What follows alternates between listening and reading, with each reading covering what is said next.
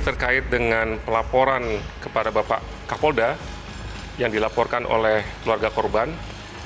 Jadi tanggapannya dari Bapak Kapolda siap menghadapi laporan tersebut. Ya, ini disampaikan pada saat tadi pagi kebetulan Bapak Kapolda menerima audiensi dari LPSK. Disinilah Bapak Kapolda menyampaikan bahwa Bapak Kapolda dilaporkan dan siap menghadapi laporan tersebut. Karena memang dari awal terjadinya kasus ini sampai detik ini Bapak Kapolda selalu berbicara sesuai dengan fakta, sesuai dengan data, dan sesuai dengan petunjuk yang ada. Jadi Bapak Kapolda tidak ngarang-ngarang. Kemudian biar rekan-rekan tahu bahwa Mabes Polri juga saat ini sudah menurunkan asistensi. Ya. Jadi mulai dari Divisi Propam Polri sudah menyertai lebih dulu ketika mulai rame-ramenya masalah ini, kemudian dari Pusdokes Polri juga sudah turun untuk mengecek hasil otopsi yang sudah dilakukan. Kemudian juga kemarin dari Itwasum Polri juga sudah turun untuk melakukan asistensi, kemudian disertai dengan Bareskrim. Jadi ini membuktikan kepada kita semua bahwa Polri serius menangani kasus kematian Afif. Ya, jadi saya ulangi lagi bahwa Polri di sini membuktikan bahwa Polri serius dalam menangani kasus kematian Afif. Walan terkait permintaan pihak keluarga untuk ekshumasi gimana, Wan? Ya silakan aja. Silakan. Kalau memang mereka mau menuntut seperti itu silakan. Pak, itu haknya mereka. Selain Arif, Pak, ada nggak Pak? Ada majalah yang diperiksa terkait kematian Arif di jembatan? Oh ada. Berapa orang? Tentu yang sudah kita periksa sebanyak 13 orang yang sudah kita amankan di Polsek. Itu menerangkan semua bahwa Afif tidak ada di Polsek pada saat kejadian itu. 13 yang diamankan itu Pak ya? Dari 18 ya. Yang di atas jembatan Pak, ada berapa orang Pak? Di atas jembatan yang sudah dibawa ke Polsek itu.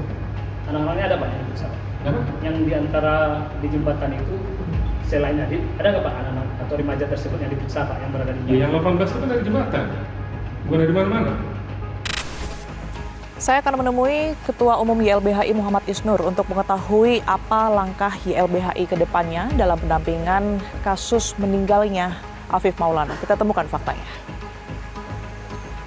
Ketua YLBHI Muhammad Isnur sudah bersama saya saat ini. Mas Isnur, terima kasih atas waktunya untuk fakta. Terima kasih Mbak Tiara.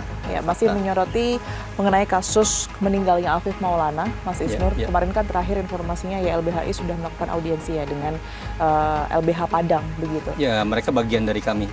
Ya, nah itu kan kemarin juga sudah ada pelaporan ke Mabes Polri, Ya, ke kemudian Propam. juga diterima oleh Komnas HAM begitu pelaporannya.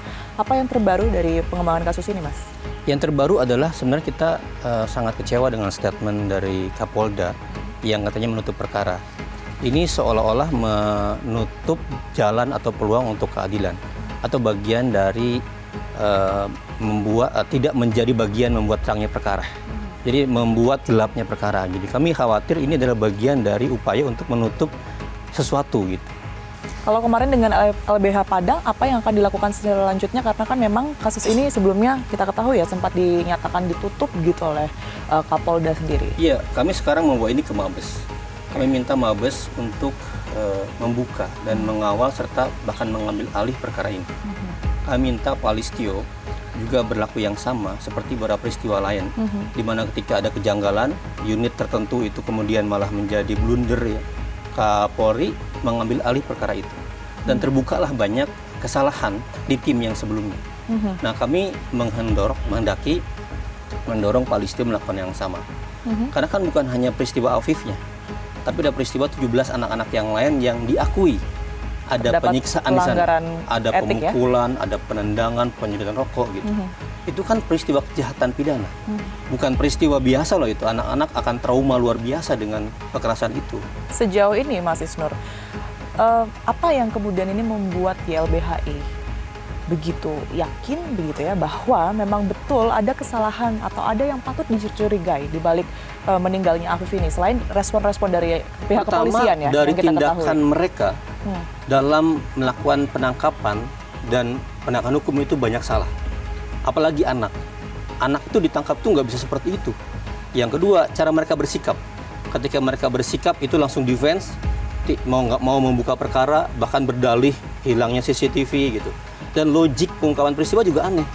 Dari cerita mereka berubah-ubah. Sangat banyak peristiwa serupa. Jadi ini adalah modus lama. Modus lama, tipikal di mana aparat ya, kepolisian melakukan kekerasan, kemudian ditutupi, tidak ingin dibongkar. Tapi sebenarnya kalau kita berbicara mengenai bukti sendiri, bukti apa yang dimiliki oleh YLBHI? LBH Padang mengatakan saksi itu kan sudah diperiksa oleh LBH Padang. Anak-anak ini diperiksa 17 orang itu ya? Sebagian diperiksa oleh mereka, diambil keterangannya, diambil videonya, dibuat tertulis dan lain-lain. Jadi sudah duluan dapat data itu. Kerangkanya lebih dulu. Sedangkan pihak kepolisian belum memeriksa semuanya. Beberapa saksi-saksi juga belum diperiksa oleh kepolisian. Oke. Dan kita tidak mau langsung menyerahkan. Kenapa? Karena kami takut malah berdampak ke mereka. Makanya penting LPSK segera turun. Dan Komnas HAM juga segera melakukan investigasi dan pemantauan di kasus ini.